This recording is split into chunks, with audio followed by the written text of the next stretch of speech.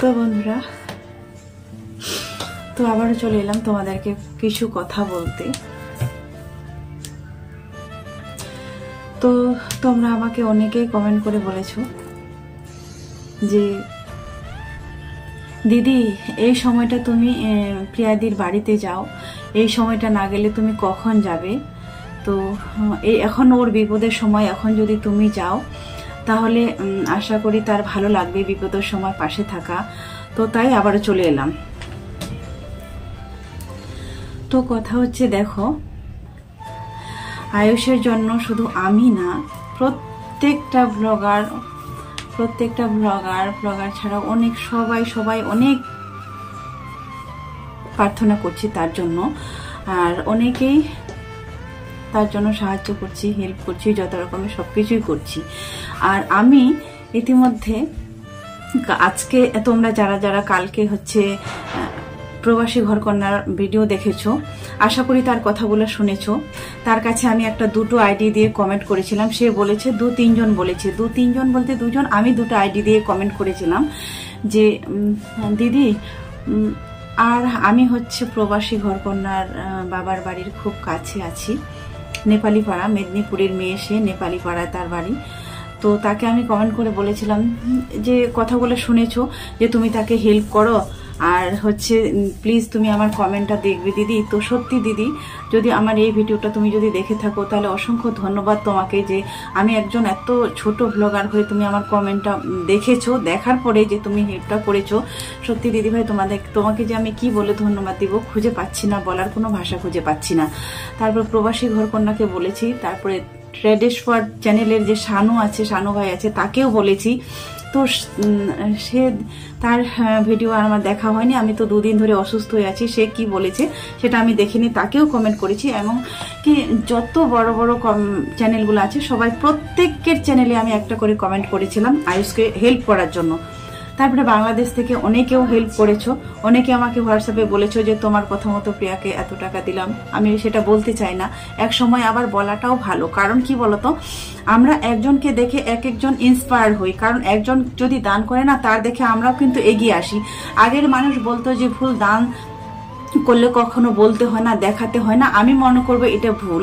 তো ভুল কেনই বলবো, দানটা এমন একটা জিনিস যে আমাকে দেখে ও করবে, ওকে দেখে আমি এগিয়ে আসবো, তাই না? আমার মনে হচ্ছে এটাই আমার কাছে বেস্ট মনে হচ্ছে। কারণ কি বলতো, আমরা যদি আমার চোখের দেখা যদি 2 জন যদি মনে করো দান করে, মনে করো 1000 টাকা করে দেয়, আমিও মনে করবো যে আমি 1500 টাকা দিই, আমি 2000 টাকা দিই।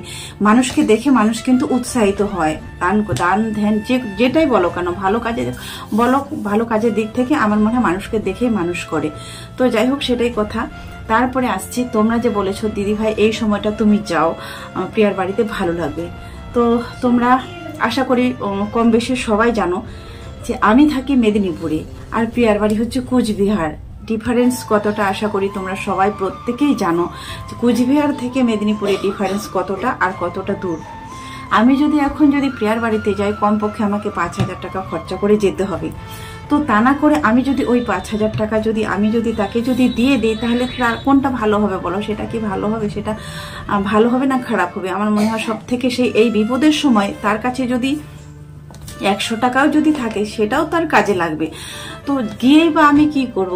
মনে করো কথা আমাদের ফোনে হয়, মনে করো আমি তাকে দেখতেই পাচ্ছি এখান থেকে, তো এই সময়টা গিয়ে তো লাভ নেই। কারণ গিয়ে কি বলতো, যে ওখানে গিয়ে যেই সান্ত্বনাটা দিতে পারবো, ফোনেও আশা করি সেই সান্ত্বনাটাই দিতে পারবো। তার থেকে বরঞ্চ ফালতু ওই খরচাটা না করে আমি যদি তাকে দিয়ে দিই, সব থেকে সে বড় উপকারিতা বলার ছিল। তো তোমরা যারা এখনো দাওনি, দিতে বাকি আছো, যেমন কালকে একজন আমাকে কমেন্টে বলেছিল যে দিদি ভাই বিকাশ নাম্বার দাও। তার জন্য বলবো যে কমিউনিটিতে আমার প্রিয়ার অ্যাকাউন্ট নাম্বার, QR কোড সব কিছু আমার কমিউনিটিতে শেয়ার করা আছে। প্লিজ তোমরা ওইখানে গিয়ে যার যত ইচ্ছা সেটা তোমরা ওখানে দিয়ে দিবে।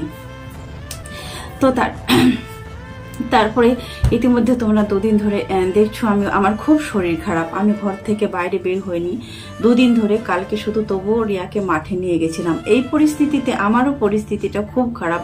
যারা তোমরা আমার রেগুলার ভিডিও দেখো তারা কিন্তু সবাই জানো, একজন মা দেখো, মানে কি বলবো, যে আমি মনে করি যে যারা যারা বড় ইউটিউবার তাদের কিন্তু একটা না একটা ভরসা কিছু আশা আছে। আমার যেমন আমি তো প্রত্যেক মাসে তো ইনকামও করতে পারি না ইউটিউব থেকে, সেটা তো তোমরা আশা করি বুঝতে পারো। আমার একটা দিন যদি আমি পড়াতে না যাই তাহলে আমার স্টুডেন্টগুলো ছাড়া হয়ে যায়, তারপরে মাস না হলে পূর্ণ না হলে আমি টাকা পাবো না, সেটা করে আমাকে খেতে হয়। আমি এখনো এত বড় হইনি যে আমার ইউটিউবের পেমেন্ট দিয়ে আমার চলে যায়, সেটাও না। কিন্তু আমার কাছে আমি খুব অসহায়। কারণ দেখো, দুটো বাচ্চাকে নিয়ে চালানো বাইরে, আর মাথার উপরে না কোনো ছাদ, না কোনো গার্জেন, না কোনো ইনকাম করার মতো কোনো ব্যবস্থা, কোনো কিছুই নেই। তাই বলছি আবারও যে যারা বলো দিদি তুমি যাও, দেখো আমি এখান থেকে গিয়ে কি করব, আমার পক্ষে যাওয়া সম্ভব হবে না। আর আমি যে এর আগের বারে যে গিয়েছিলাম সেটা যাবে কতটা জার্নি করে গিয়েছি, কিভাবে গিয়েছি, আশা করি সেটা প্রিয়া ভালো জানে, আর আমি জানি কিভাবে যাই। তো তাই মনে হচ্ছে দেখো, ওইখানে গিয়ে সান্ত্বনা না দিয়ে, আমাদের তো ফোনেও তো কথা হয়, আমি যে টাকাটা খরচা করে যাব, একটু আগে বললাম, ওটা যদি আমি দিয়ে দিই তার কাজে লাগবে, তার উপকারে আসবে। এই সময়টা কি বললাম, কেউ যদি তাকে 5 টাকা দেয় সেটাও লাগবে। তারপরে আজকে তার ভিডিওতে দেখলাম যে আশা কি যে টাকাটা ওর উঠেছে, ওর নিজের মুখে বলল, তো সেটাই কিছুই হবে না।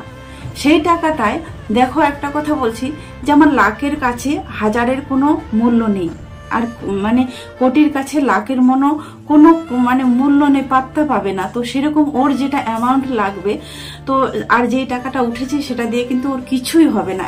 যে প্রথমে বলেছিল যে 50 লাখ টাকা শুধু 1 মাসের খরচা নাকি, যেরকম একটা যাই হোক বলেছিল, তো সেটার অর্ধেকও হয়নি। তো তারপরে বলবো, যারা নতুন অডিয়েন্স, যারা নতুন ভিউয়ার্স, যারা দেখছো আমার ভিডিওটা, তাদের কাছে রিকোয়েস্ট করব, তোমরা এখনো যেটুকু পারো, যা পারো দাও। আমার মনে হয় এই মুহূর্তে ওর বাড়িতে গিয়ে সান্ত্বনা না দিয়ে, তার তো দেওয়ার ব্যবস্থা আছে, ওইভাবে যদি আমরা পাঠিয়ে দিই তাহলে সব থেকে বেশি উপকার হবে। যারা দেখছো তাদের কাছে আবারও রিকোয়েস্ট করব। আর আমি ইতিমধ্যে দেখো, আমি তো কোনো রকম ভাবেই করতে দেবো না। আমার যারা ভিউয়ার্স দেখেছিল, যারা দিয়েছে, তারা আমাকেও বলেছে, আর কমেন্টে বলেছে, হোয়াটসঅ্যাপে অনেকে পাঠিয়ে দিয়েছে, দিদি আমি এটা দিলাম, ওটা দিলাম। তো যাই হোক, তারপরেও যদি কেউ দিতে চাও অবশ্য দিবে। আর যারা বাংলাদেশ থেকে যারা দেখছো, যারা বিকাশ নাম্বার করছো, তাদেরকে বলবো কমিউনিটি সব শেয়ার করা আছে, ওইখান থেকে তোমরা প্লিজ দিয়ে দিবে কমিউনিটি থেকে।